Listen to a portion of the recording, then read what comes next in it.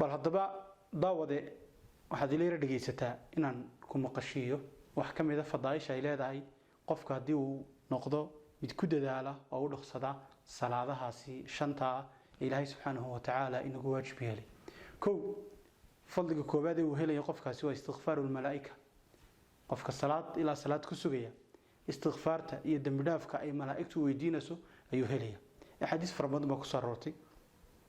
laakiin sida min xadiis Abu Hurayra alladhi rawahu Imam al-Bukhari wa Imam Muslim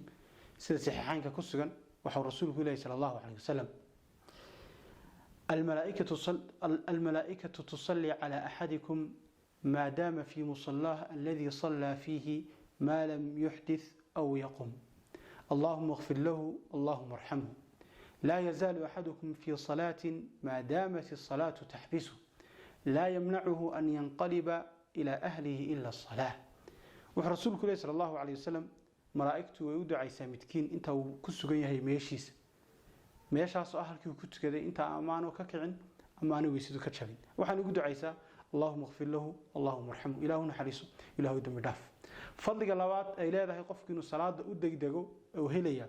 waa idraak saf al-awwal waa inuu halo ama uu gaaro safka koobaad ee salaada safka koobaad ee salaaduna waxa uu leeyahay fadli aad iyo u badan oo aan soo koobi karin ila nabiyullaahi maxamed alayhi salatu wasalam gaarsiiyay min xadiis Abu Hurayra sida Bukhari iyo Muslim ku sugan inuu yiri law ya'lamu an-nasu ma fi an-nida was-saf al-awwal ثم لم يجدوا إلا أن يستهموا عليه لاستهموا هذه دتكو يوجهين واحد كسران وناقي خير أدنك أما أذانك إلا أذامه يسفك كوبات أو دتك يترتمان ويويان إلا إن يقر ترتان مويان أنا كاسو ري ويقر توران هاي هل كو قارتيسين هاي يفضل قوليه الله أكبر فضل صدحات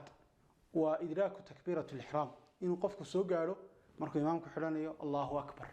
inaad imaamku soo gaadho inuu salaada markuu xidhanayo oo Allahu Akbar leeyahay yadna waxay leedahay fadli aad iyo aad weyn oo inaan soo koobi karin laakiin waxa naga filan xadiiska nabiyullaahi maxamed alayhi salaatu wasalaam ka sugnaaday imaam Tirmidhi soo warinay min xadiis Anas in rasuulku sallallahu alayhi wasallam man salla lillahi 40 yawman fi jamaa'a yudriku takbirata al-ula kutibat lahu bara'atan qofka ilaahay dartii u tukada 40 maalmood isagoo jamac ku tukanaya oo takbiiratul ihraamka soo gaaray waxa qofkaasi loo qoraa laba baraa'atu min an-nar inuu qofkaasi ka bari noqdo naar oo aan wiliga taaban iyo baraa'atu min an-nifaq labada baraa'o in ilaahay subhanahu wa ta'ala ku arsaaqo baraa'atu min an-nar iyo baraa'atu min an-nifaq maxaa ka qiimo badan fadliga inta leh hada salaad soo dhaqsato fadliga sideelasa qodobka afraad oo kamid ah fadaaisha ay leedahay salaada oo loo soo dhaqsada ama fadaaisha uu helayo ama wanaagada qofku helayo ad-du'a bayna al-adhan wal-iqama oo aad waqtiyada ilaahay subhanahu wa ta'ala uu aqbalo ama ducada uu ajiibo wax rasuulka Muhammad alayhi salatu wasalaam oo ku tilmaamay min xadiis Anas in rasuulku ad-du'a la yurad bayna al-adhan wal-iqama ducada qofku ducaystay inta aadaanka aqimka u dhaxaysa lama celiyo imsa baahiyad baad leedahay imsa dan iyo duruufaad leedahay imsa imtixaan ama balaayo baad ka cabanaysaa wuxuu dhan Allah u soo bandhigo salaada kaalay ka faa'iideysan inta u dhaxaysa aqimka iyo aadaanka qodobka shanaad ay leedahay ama uu helayo qofka salaada u soo dhaqsada ama u soo degdega ad-dunu wal qurbu min al-imam yadna wafad in qofku uu dhawaado imaamkii ama imaamkii ka dhawaado rasuulka Muhammad alayhi salatu wasalaam sida ka sugnaatay imaam Abu Daawud imaam Albani Hasan ku tilmaamay wuxuu rasuulku sallallahu alayhi wasallam min xadiisi Samrat ibn Jundub احضروا الذكر وادنوا من الإمام فإن الرجل لا يزال يتباعد حتى يؤخر في الجنة وإن دخلها marka inuu qofka imaamku dhawaada yadna fadligaas ay leedahay haduu imaamka ka durkana yadna waxuu qofkii noqonaya mid ka dib dhaca jannada haba galabe Allah ma caalka dama ka day marka fadligaas yadna leedahay qodobka lixaad oo kamid ah fadaaisha ay leedahay in salaada loo soo degdega وإدراك السنن القبلية التي قبل الصلاة كسنة الفجر وإنه قفك تكدو أما وهليله سنياش الصلاة كهر ينتهي لجلين كهر وحقوق فضل بدن لبدا سنة الصلاة الفجر والرسول صلى الله عليه وسلم كنت نوامي ركعتا الفجر خير من الدنيا وما فيها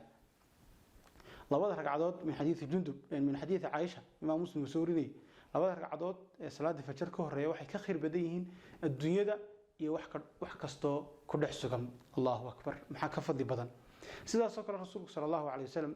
sidii xadiidka Habiba Abu Daawud soo warinayo waxa uu ku tilmaamay uu leeyahay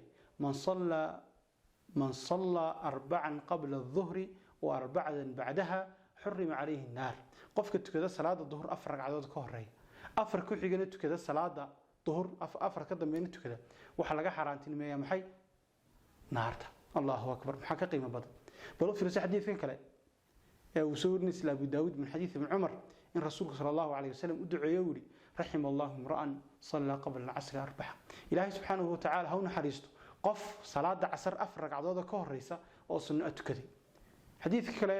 إن سنة صحيحة وكر رسولك نوامري تستمر كده بكرجي خيار صلوا قبل المغرب صلوا قبل المغرب صلوا قبل المغرب لمن شاء. مركب فضائل شاء فرح بدن بهلية إنه الصنياشة سلاد دي سي كبتة